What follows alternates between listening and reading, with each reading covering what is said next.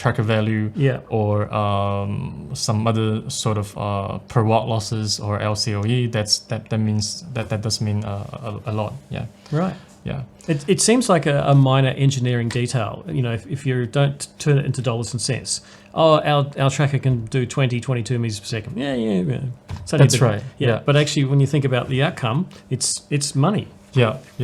So it's like for the first time, you will find that the Stowe parameters is as same important as, say, the module degradation or the inverter efficiency.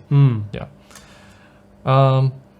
Okay, before the economic analysis, I would like to introduce this chart. I call one chart to tell all stories. So you can see there are like several curves. So each curve represents a different Stowe angle. So the blue one's 0 and the red one's like 45. And you can find, and the left hand side, like the y-axis represents the energy losses.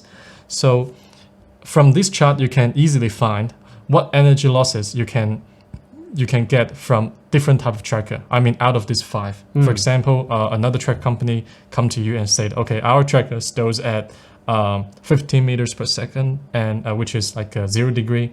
Then you can find these blue dot, which is under 15, and then you can find out, okay, the energy loss could be approximately 0.8% for the year. So you can have like every Stowe parameters, and you can find out all possibility of energy losses. Okay, let's come to the economic analysis for the site we've just mentioned. So look at column 2, project B. You can consider that as the project, like the base scenario, or the project using model B. And with model B, there will be 1.6% energy losses, and that have been incorporated in like row 4. But everything else is the same because we are trying to compare apple to apple. Let's see like project Skyline 2.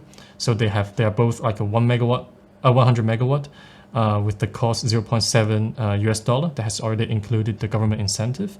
So the capex investment is exactly the same. But the first year energy yield are quite different. Yeah. And then with the same PPA, same O&M rate, we have a different unleveraged project IRR. So that difference is 0.17%. 0.178%. Yeah, that means a lot to a solar farm investment.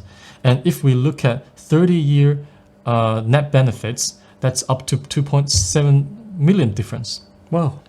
Yeah. Yeah. Okay. That's millions, right? That's right. Yes. On a 100 megawatt project. That's correct. Yeah. Yes. Okay. Then we try to, let's see if the let's say maybe the EPC company or who offer these equipments. Let's say okay, they can maybe give like reshape their cost structure by reducing maybe 1.3 cents per watt in their cost in their capex. Then they are able to match the IRR with the project using Skyline 2.